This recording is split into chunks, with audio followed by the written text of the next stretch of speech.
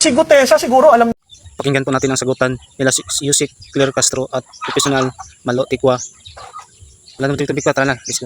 Ni Yusek kung nasan si Gutesa. Bakit naman sa akin ibibintang? Baka kayo may alam. Ay, Total, kayo naman yata ang nakilala yan. Hindi, ikaw nasa gobyerno eh. Pero teka lang, sino ba nag-present sa kanila? Ay, Mga hindi kaalyado ko alam nyo kung sino nag-present nag-present. sa kanila. Please do not accuse Hindi kami me. nag-present yan. Baka kaalyado nyo nag-present Ay, yan. hindi. Ay, yan ang propaganda.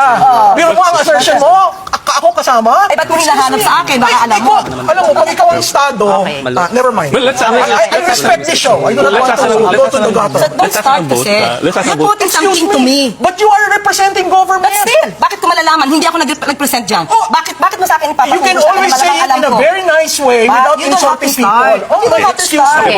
Excuse me. You don't have to start. Ganun po. Let's ask lang each one.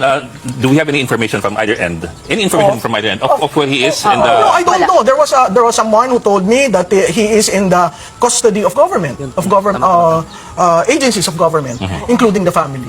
Including the family? Including the family. So, do I know for certain? No, it was relayed to me. Am I part of the scheme that some people would say I am part? I am not.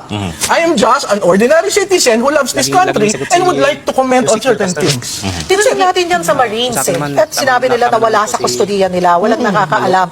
Siguro ang dapat Si na Mike natin ito si Defensor Mike din Defensor. Bakit hindi kaagad file ng kaso? That's 482 ghost projects out of the 8,000 plus. Sa akin, material yon.